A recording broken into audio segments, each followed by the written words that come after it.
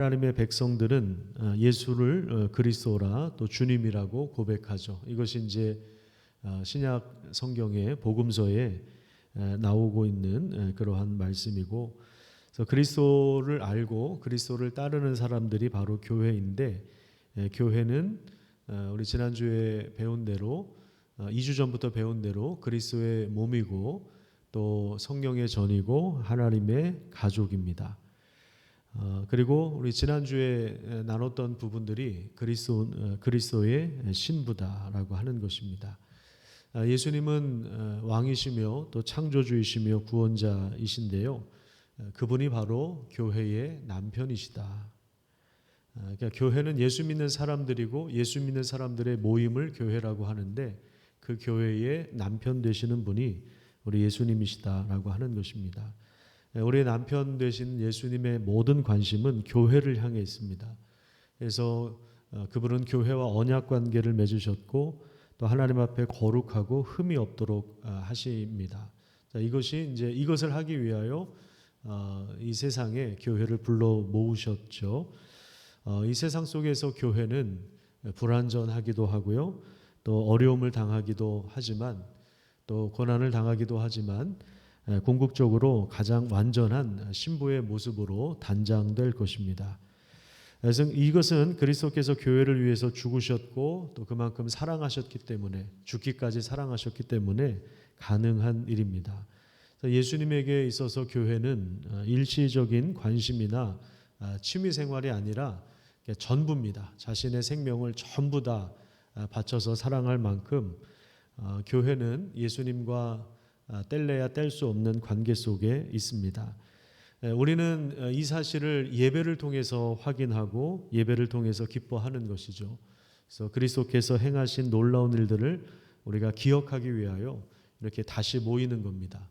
정기적으로 모여서 하나님을 예배하는 것이고, 그리스도께서 하신 일들을 우리가 듣고 또 그것을 기억하고 그것을 배우는 것입니다.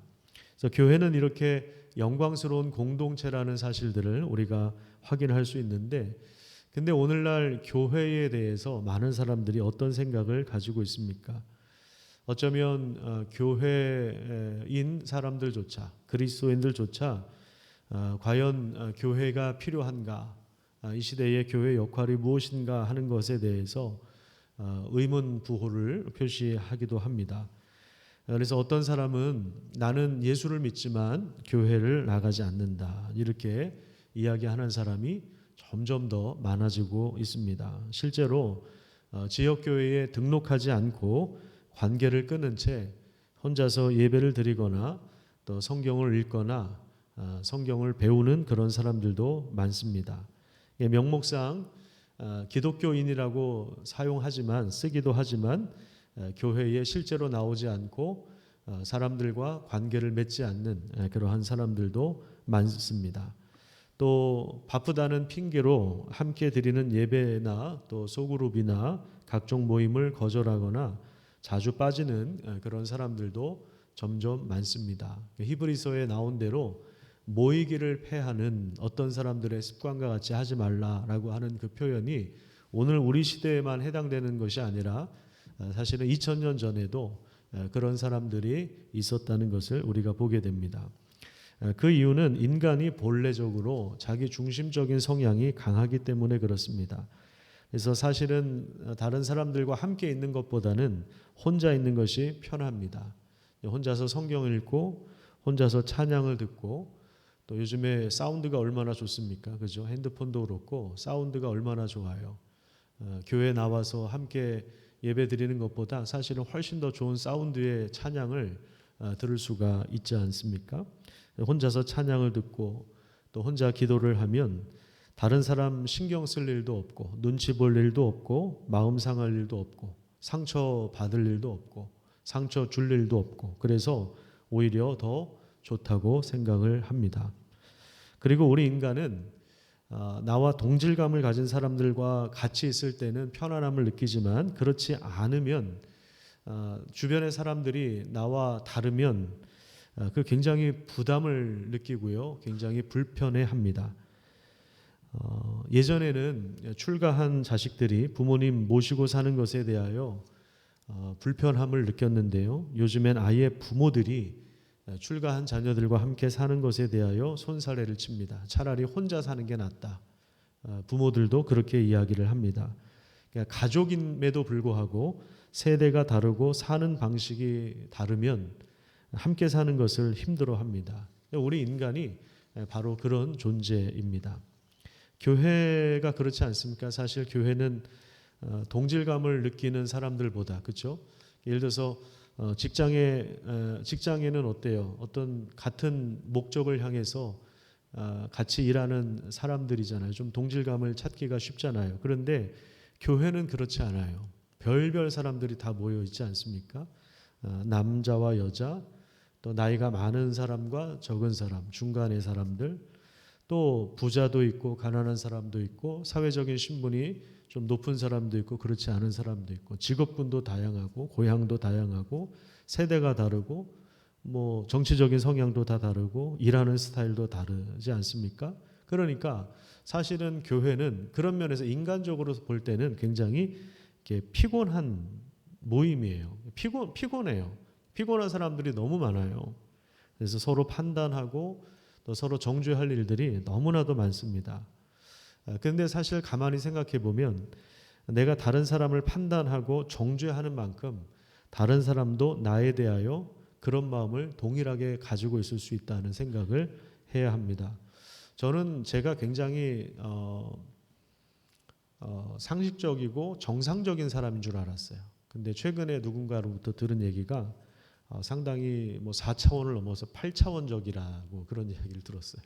상당히 독특하다는 이야기를 들었어요. 저는 제가 지극히 정상이라고 생각했는데 다른 사람들의 눈에 볼 때는 8차원적인 사고방식을 가지고 있다. 뭐 이런 이야기도 들었습니다. 그런데 그렇게 말하는 사람도 역시 제가 볼 땐 독특한 사람이에요. 그런 사람도 정상이 아니에요. 내가 볼 때는. 근데 어쨌든 내가 다른 사람을 판단하고 정죄하는 것만큼 우리도 마찬가지. 다른 사람들의 눈에 우리가 이상하게 볼 수 있는 것입니다. 참 교회는 피곤해요. 그런 면에서.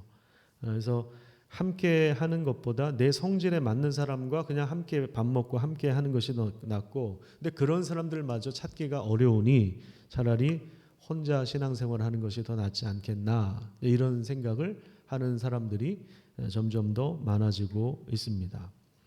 하지만 이제 우리가 기억해야 할 것은요, 우리가 하나님 앞에 나아가는 것이 과연 무엇인가, 교회가 무엇인가, 우리가 그리스도의 신부고 그리스도의 몸이고 성령의 전이고 하나님의 가족이고 이것을 통틀어서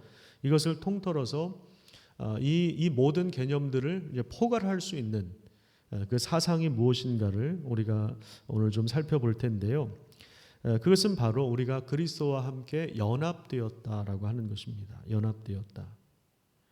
자, 예수님께서 내가 곧 길이요 진리요 생명이다. 나로 말미암지 않고는 아버지께로 나아갈 수 없다. 이렇게 하시지 않았습니까? 자, 이것을 우리는 지극히 좀 개인적으로만 생각을 했던 것 같아요. 물론 뭐 그게 맞습니다. 우리는 예수님을 통해서 하나님 앞에 나아갈 수 있고 하나님이 주시는 귀한 생명을 얻을 수가 있습니다. 자, 근데 우리가 항상 생각해야 될 건 뭐냐면 내가 예수님을 믿는다면 그것은 내가 그리스도와 연합되어 있다는 것입니다. 세례라고 하는 것의 의미가 그리스도와 연합되었다는 것을 의미합니다. 그러니까 우리는 그리스도 예수와 합하여 세례를 받은 사람들이죠. 로마서 6장에서 이것을 이야기하고 있죠. 그리스도의 죽으심 가운데 우리도 죽었고, 그리고 그리스도의 부활 가운데 우리도 참여한 사람들입니다. 그래서 예수님을 믿는다라고 했을 때 그것은 우리가 그리스도와 연합했습니다. 이것을 의미하는 것입니다. 그런데 나만 그리스도와 연합한 것이 아니겠죠. 김 집사님도 그리스도와 연합한 사람이고 최 집사님도 그리스도와 연합한 사람들입니다. 다른 성도들도 다른 그리스도인들도 다 그리스도와 연합한 존재입니다. 그래서 우리가 그리스도 예수 안에서 한 몸입니다. 이것을 무엇이라고 표현할 수 있냐면 공교회다, 이렇게 표현할 수 있습니다. 제가 늘 강조하지만 사도신경에 보면 어떻게 나와 있냐면 나는 성령을 믿으며 거룩한 공교회와 그리고 나오는 게 성도의 교제입니다. 성도의 교제는 그냥 친한 사람들끼리 밥 먹는 이런 교제가 아니라 우리가 공교회임을 드러내는 것입니다. 그러니까 공교회라고 하는 것은 보편교회다. 세계적인 보편교회다라고 하는 것입니다.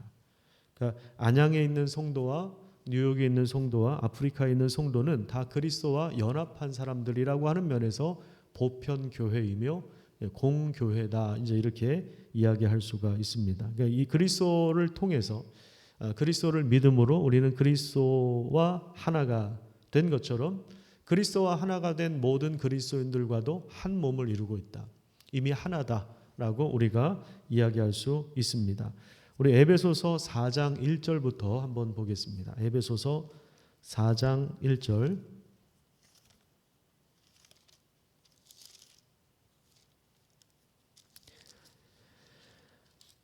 신약성경 312페이지입니다.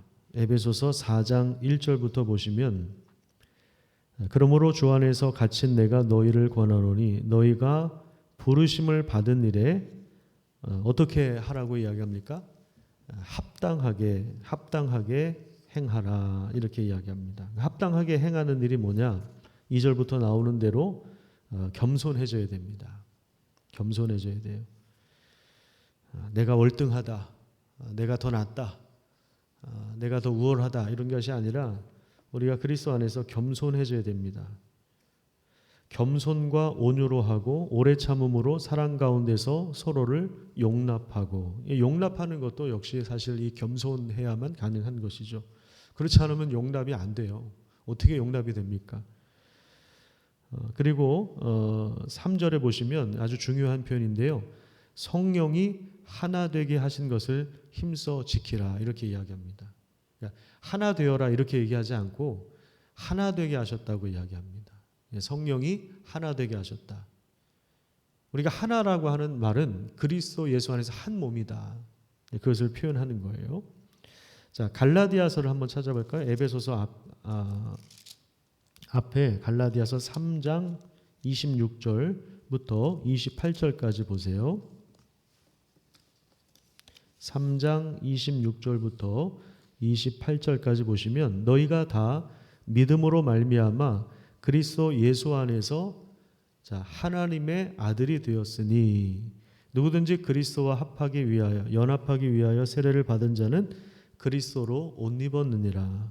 너희는 유대인이나 헬라인이나 종이나 자유인이나 남자나 여자나 다 그리스도 예수 안에서 하나이니라.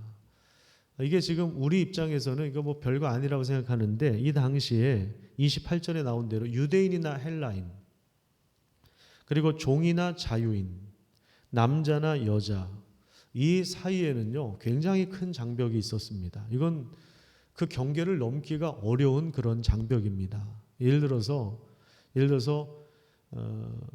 그 견원지간이라고 할 수 있는 서로 상종도 하지 않았던 유대인과 그 사마리아 사람들의 갈등을 잘 아시지 않습니까? 민족적으로 복잡하게 얽혀 있어요. 사마리아 사람들은 순수 유대인들이 아니라 아수르 사람들과 이제 혼혈 정책에 의해서 어떻게 보면 섞여버린 사람들입니다. 그러니까 피부만 섞인 것이 아니라 종교적으로도 그렇고 또 두 집단 사이에 민족 사이에 굉장한 갈등이 있었기 때문에 서로 상종을 하지 않았습니다. 그래서 유대인들이 북쪽 갈릴리로 갈 때 사마리아를 통해서 가면 빠른데 우회해서 돌아서서 갔습니다. 아예 그냥 상종도 하지 않았어요. 어제 새벽 설교 때 이제 그런 말씀을 나눴는데 선한 사마리아 사람의 비유에서도 그런 내용이 나오지 않습니까? 자비를 베푼 사람입니다. 율법 교사가 사마리아 사람입니다. 이렇게 대답하지 않고 자비를 베푼 사람, 입에 올리기도 싫은 거예요. 자비를 베푼 자다. 이렇게 이야기합니다. 그 경계가 엄청난 거예요. 유대인과 헬라인 사이에, 또 종과 자유인 사이에, 남자와 여자 사이에 이 장벽이 엄청나게 있었는데 그것과 상관없이 다 그리스도 예수 안에서 우리는 하나다. 우리는 하나다. 이렇게 이야기하는 것입니다. 이 무슨 말입니까? 우리는 다 그리스도의 몸인데 다른 그리스도인들을 피해서 혼자 살아갈 수 없고 또 혼자 신앙생활을 할 수 없다는 거예요. 다른 그리스도인들과 연합되어 있기 때문에 그들에 대한 책임과 의무를 가지고 있다 이 말입니다. 그러니까 우리가 그리스도인이라고 하면서 다른 그리스도인들, 하나님의 백성들을 외면할 수 없는 것입니다. 그러니까 교회를 외면할 수 없다는 거예요. 내가 교회인데 내가 다른 사람들을 외면할 수 없다는 거예요. 나 혼자 예배드리고, 물론 그게 제일 편하죠. 나 혼자 예배드리고, 나 혼자 성경 읽고, 나 혼자 기도하고, 뭐 헌금은 어디 뭐 기관에 온라인으로 하고, 이런 어떤 교회의 어떤 제도나 이런 게 싫어서 정관이나 제도나 뭐 전통이나 기관 어떤 조직 뭐 이런 게 싫으니까 그냥 혼자서 신앙생활 해버리는.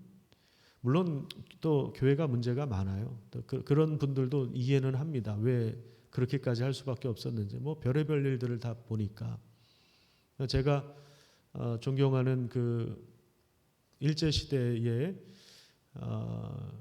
그 김교신이라고 하는 저랑 이름이 같은 분이어서 관심을 가지고 이분에 대한 글들을 읽다 보니까 이분이 한국 사회에서는 뭐 아웃사이더였어요. 무교회주의자라고 본인이 한 적은 없지만 어쨌든 그렇게 나뉘어져 있는 그룹의 분인데 이분이 이제 손기정 마라토너의 담임 선생님이었습니다.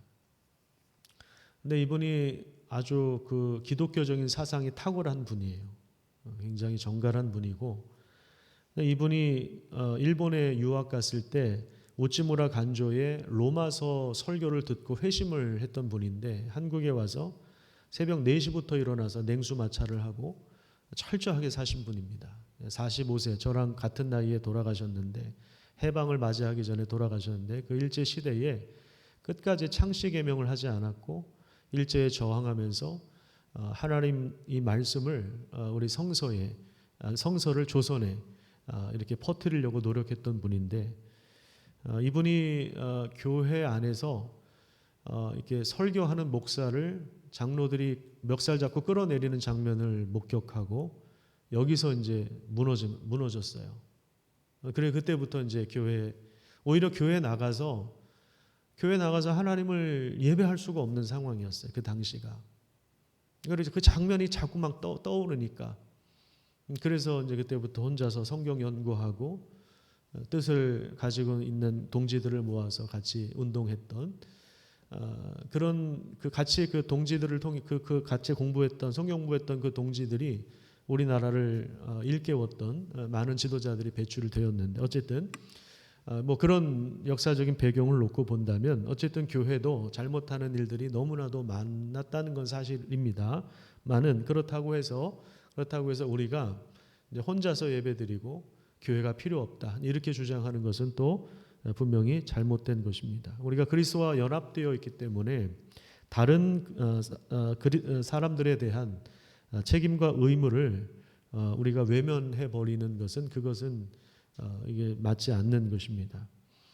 하나님의 백성들을 우리는 외면할 수가 없는 것이죠. 그러니까 우리가 몸이라고 하는 거예요. 몸이라고 하는 게 정말 놀라운 비유입니다. 손가락이 나 설거지 너무 많이 해서 나는 좀 쉴래. 그래서 혼자서 독립적으로 손가락이 존재할 수 없는 것과 마찬가지입니다. 자, 사도행전 9장을 한번 보겠습니다. 사도행전 9장 4절과 5절 보면은요, 바울이 이제 회심했을 때 그 이야기가 나오죠. 사울이 주의 제자들에 대하여 위협과 살기가 넘쳤을 때 그들을 예수 믿는 자들을 잡아들이는 것이 이제 하나님의 뜻이라고 하는 그러한 열정을 가지고 살았을 때 다메섹으로 가는 그 길에 호련히 하늘로부터 빛이 그를 비추었습니다. 4절부터 한번 읽겠습니다. 이 4절과 5절 같이 한번 읽을게요. 시작. 땅에 엎드러져 들음에 소리가 있어 이르시되 사울아 사울아 내가 어찌하여 나를 박해하느냐 하시거늘 대답하되 주여 누구시나이까 이르시되 나는 내가 박해하는 예수라. 바울이 예수님을 박해한 적이 있습니까? 없습니까? 없어요. 예수님 만난 적도 없어요. 그런데 예수님은 나는 너가 박해하는 예수다 이렇게 말씀하시거든요. 무슨 얘기냐면 예수님은 자신을 따르는 백성들이 핍박을 받을 때 자신의 백성들과 동일하게 핍박을 받고 있었다는 것입니다. 왜냐하면 그분이 우리의 머리가 되시고 그분이 우리의 남편이 되시고 우리는 그분의 몸이기 때문에 그렇습니다. 그러니까 예수 믿는 사람들을 박해하는 것은 곧 예수님을 박해하는 것입니다. 뒤집어서 얘기하면 우리가 예수 믿는 사람들을 섬기고 있다면 곧 예수님께 행하는 것입니다. 우리가 어떤 집사님을 이해하려고 노력하고 사랑하려고 한다면 우리가 섬기고 대접하려고 한다면 그것은 곧 예수님께 하는 것입니다. 반대로 누군가를 미워하고 누군가를 핍박하고 또 뒤에서 수군수군 한다면 그것도 마찬가지로 예수님께 한 것입니다. 그래서 예수님은 자신의 백성들과 그러니까 그리스도인들과 예수님 자신을 동일시하십니다. 이와 관련하여서 유명한 말씀이 또 있죠. 마태복음 25장을 보겠습니다. 마태복음 25장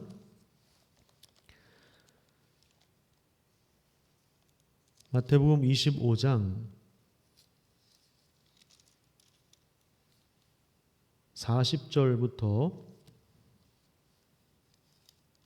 31절부터 볼게요. 31절부터 같이 한번 읽도록 하겠습니다. 시작. 인자가 자기 영광으로 모든 천사와 함께 올 때에 자기 영광의 보좌에 앉으리니 모든 민족을 그 앞에 모으고 각각 구분하기를 목자가 양과 염소를 구분하는 것 같이 하여 양은 그 오른편에 염소는 왼편에 두리라. 그때에 임금이 그 오른편에 있는 자들에게 이르시되 내 아버지께 복받을 자들이여 나와 창세로부터 너희를 위하여 예비된 나라를 상속받으라. 내가 줄일 때에 너희가 먹을 것을 주었고 목마를 때에 마시게 하였고 나그네 되었을 때 영접하였고 헐벗었을 때에 옷을 입혔고 병들었을 때에 돌보았고 옥에 갇혔을 때에 보아서 보았느니라. 이에 의인들이 대답하여 이르되 주여 우리가 어느 때에 주께서 줄이신 것을 보고 음식을 대접하였으며 목마르신 것을 보고 마시게 하였나이까? 어느 때에 나그네 되신 것을 보고 영접하였으며 헐벗으신 것을 보고 옷 입혔나이까? 어느 때에 병드신 것이나 옥에 갇히신 것을 보고 가서 배웠나이까 하리니 임금이 대답하여 이르시되 내가 진실로 너희에게 이르노니 너희가 여기 내 형제 중에 지극히 작은 자 하나에게 한 것이 곧 내게 한 것이다. 그러니까 34절에 보면 창세로부터 너희를 위하여 예비된 나라를 상속받으라. 이것은 이제 예수님께서 다시 이제 오실 때 재림의 때에 이루어질 일이라면 예수님께서 이미 오셨다라고 하는 것이 하나님 나라가 이미 왔다는 것인데 하나님 나라를 우리가 장차 상속받을 약속을 가지고 있지만 그 나라를 지금 현재에 누리고 있느냐 그 나라를 살고 있느냐라고 하는 것은 여기 나와 있는 대로 나그네를 헐벗은 자들을 옷을 입히고 병든 자들을 돌보고 목마를 때 마시게 하는 줄인 자들에게 먹을 것을 주는 이것이 곧 예수님에게 한 것이다라고 하는 것이죠. 그러니까 누군가를 돌볼 때 그들을 섬길 때 우리는 예수님을 섬기는 것이고 이미 예수 그리스도와 함께 와 있는 그 하나님 나라를 우리가 함께 이미 누리는 것입니다. 예를 들어서 우리가 목장 식구를 위해서 기도하고 그들을 섬긴다면 그것은 곧 예수님에게 한 것입니다. 반대로 우리가 누군가를 무시하며 섬기지 않는다면 예수님을 섬기지 않는 것입니다. 교회를 무시하거나 교회를 소홀히 한다면 그것은 예수님을 무시하는 것입니다. 교회를 핍박하면 그건 예수님을 핍박하는 것입니다. 그래서 우리는 그리스도와 연합된 자이기 때문에 우리가 그 중간에서 서로를 세워주고 또 섬기는 그 역할들을 감당해야 합니다. 자, 에베소서 4장을 한번 보겠습니다. 에베소서 4장 13절부터 보겠습니다. 에베소서 4장 13절부터 16절까지 말씀, 이 말씀도 같이 읽도록 하겠습니다. 이 313페이지에 있습니다. 시작. 우리가 다 하나님의 아들을 믿는 것과 아는 일에 하나가 되어 온전한 사람을 이루어 그리스도의 장성한 분량이 충만한 데까지 이르리니, 이는 우리가 이제부터 어린아이가 되지 아니하여 사람의 속임수와 간사한 유혹에 빠져 온갖 교훈의 풍조에 밀려 요동하지 않게 하려 함이라. 오직 사랑 안에서 참된 것을 하여 범사에 그에게까지 자랄지라. 그는 머리니 곧 그리스도라. 그에게서 온 몸이 각 마디를 통하여 도움을 받음으로 연결되고 결합되어 각 지체의 분량대로 역사하여 그 몸을 자라게 하며 사랑 안에서 스스로 세우느니라. 자, 여기 13절에 보시면 여기 하나가 되어라고 하는 표현이 있죠. 하나가 되어. 이 하나가 되어 이 표현은 우리 하나 됩시다 그 표현이 아니라 다 하나가 되어, 이건 뭐냐면 이미 그리스도와 연합한 우리가 다 하나가 된다라는 말인데, 그것은 우리 교회가 집중해서 한 목표를 가진다는 것입니다. 그러니까 우리가 다 하나가 되어 집중해서 한 목표를 가져야 되는데, 그것이 뭐냐? 하나님의 아들을 믿는 것과 알아가는 일이에요. 믿는 것과 아는 일. 우리 머리 대신 그리스도를 믿는 것과 알아가는 일, 거기에 우리가 공통의 목표를 가지고 우리가 함께 나아가는 교회여야 한다 이 말이에요. 그래서 온전한 사람을 이루어서 성숙하고 성장하여서, 그래서 14절에 보면 간사한 유혹과 사람의 속임수와 세상의 유행에 풍조에 밀려서 여기저기 떠돌아다니는 겨와 같은 바람에 날려 이리저리 다니는 그러한 처량한 상태가 아니라 예수님으로부터, 그러니까 16절 그 머리가 되신 15절에 그는 머리니 곧 그리스도라. 머리 되신 그리스도에게서 온 몸이, 그러니까 온 몸은 우리 성도들을 말하죠. 그리스도를 통해서 온 몸이 각 마디를 통하여 도움을 받고 연결되고 결합되어 각 지체의 분량대로 역사하여서 그 몸을 자라게 한다. 그리고 그 몸을 세운다. 서로 격려하고 축복하고 섬기는 과정 속에서 그 몸을 자라게 한다 이 말이에요. 자, 이렇게 함께 하도록, 이건 함께 해야만 이게 가능한 거지. 이게 혼자서는 신앙생활을 할 수가 없는 겁니다. 혼자서 예배드리고 혼자서 기도하고 이런다고 해서 신앙이 자라는 게 아니에요. 성경 지식은 좀 많아질 수 있지만 함께 하지 않는 사람은 그건 성숙하지 못한 사람입니다. 운동을 예를 들어볼까요? 여러분 운동할 때 좋은 점이 뭡니까? 여러 가지가 있죠. 살도 빠지고 건강해지고. 운동할 때 가장 좋은 점은 운동하고 나면 기분이 좋아지죠. 왜 그러냐면 온몸에 활기가 돌기 때문에 그렇습니다. 혈액 순환이 이루어지고요. 장기들이 자극을 받아서 장운동도 활발하게 일어나고 몸에 활력을 주고 역동성이 생깁니다. 운동하고 나면요, 먹는 것을 더 조심하게 돼요. 왜냐하면 운동한 게 너무 아깝거든요. 그래서 식사 조절을 합니다. 또 이게 걷거나 운동을 하면요, 뇌도 활발하게 움직여요. 뇌가 활발하게 움직이니까 생각이 자극을 받아요. 생각이 자극을 받습니다. 하루 종일 앉아 있는다고 해서 공부를 잘하는 것이 아닙니다. 새로운 아이디어와 통찰력이 떠오르기도 합니다. 참 신기해요. 걸을 때 뇌가 활발하게 움직이니까 그런 거예요. 여러분들이 등산을 하거나 이럴 때 막 새로운 아이디어와 통찰력이 떠오르지 않습니까?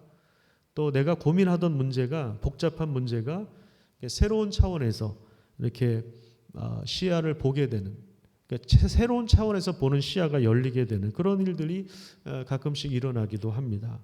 그래서 운동을 꾸준히 하는 사람들은 하루의 삶을 규모 있게 재조정해서 그날 할 일을 체계적으로 하도록 도와주는 거예요. 이게 뭐냐면 우리 삶 가운데 선순환이 이루어지게 하는 것이죠.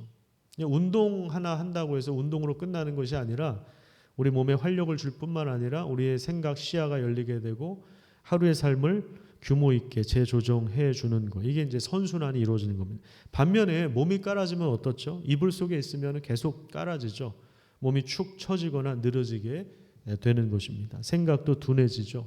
먹고 나면 또 들어눕고 싶죠. 자꾸 들어눕고 그러면 어떻습니까? 거기서 창의적인 생각이 나옵니까? 아니, 생각이 게을러지면 몸도 게을러지고 이것이 반복되면 삶 자체가 게을러지게 됩니다. 이런 악순환이 반복되는 것입니다. 자, 이것은 하나님께서 우리 인간을 창조하실 때부터 우리 몸이 유기적으로 연결되어 서로 세워가도록 그렇게 설계하셨기 때문에 그렇습니다. 서로 세워가도록 우리 몸이 유기적으로 연결되어 있어서 이렇게 서로를 자극을 시켜주고 세워가도록 설계하셔서 이렇게 이런 일들이 일어나는 것이죠. 그렇기 때문에 우리는 함께 유기적으로 연결되어 있는 우리 그리스도인들과 함께 하는 이 모임, 예배, 함께하는 신앙생활을 우리가 외면할 수가 없습니다. 물론 우리가 하나님과 이제 홀로 독대하는 시간도 중요합니다. 그렇죠? 예수님도 무리들과 항상 함께 있었던 것이 아니죠. 맨날 무리들 몰고 다니는 뭐 그런 게 아니잖아요. 군중 속에서 그 조회수나 인기에 취해서 예수님이 시간을 항상 그렇게 보낸 건 아니죠. 예수님은 무리의 요구를 단호하게 거절하실 때도 있었고 무리를 떠나서 한적한 곳에 가셔서 기도하면서 고요한 시간에 하나님과 홀로 독대하기도 했습니다. 이건 굉장히 중요한 일입니다. 그런데 계속 그러면 안 됩니다. 계속 막 사람들을 피해 다니면 안 됩니다. 홀로 있음과 함께 있음의 균형이 우리에게 있어야 하는 것입니다.